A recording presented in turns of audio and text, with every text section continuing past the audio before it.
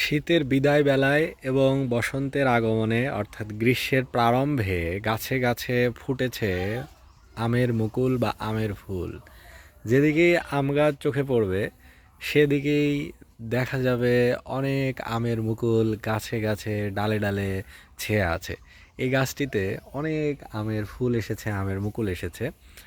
ওই দূরে পুকুর পাড়ে যে ছোট ছোট আম গাছগুলো রয়েছে ওগুলোতেও অনেক ফুল এসেছে। এবং এই ছোট্ট পুকুর পাড়ে এখানে দেখা যাচ্ছে একটি বড়ই গাছ এবং অনেক বড়ই ধরে আছে এবং বড়ই গাছটি হেলে পানির ভিতরে চলে এসেছে।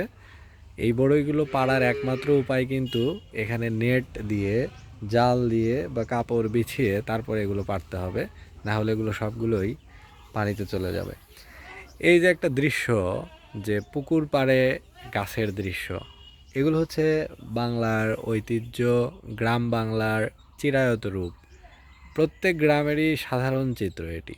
বাংলাদেশে যতগুলো গ্রাম রয়েছে, হাজার হাজার গ্রাম রয়েছে, তার অধিকাংশ গ্রামের সাধারণ বা একটি কমন চিত্র হলো এগুলো, যে ফসলের মাঠ থাকবে চারপাশে, আবার বাড়ির পাশে থাকবে পুকুর, পুকুরের পাশে থাকবে দুই একটি গাছ, এবং এগুলো হচ্ছে চিরায়ত বাংলার সুন্দর রূপ।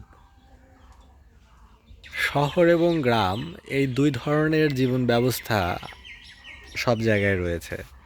তার মাঝে শহরের সংখ্যা রয়েছে কম, গ্রামের সংখ্যা রয়েছে বেশি। বাংলাদেশ হচ্ছে গ্রামের দেশ, বাংলাদেশ কোনো শহরের দেশ নয়। বাংলাদেশের শহর রয়েছে হাতে গোনা কয়েকটি, আর সবগুলোই গ্রাম।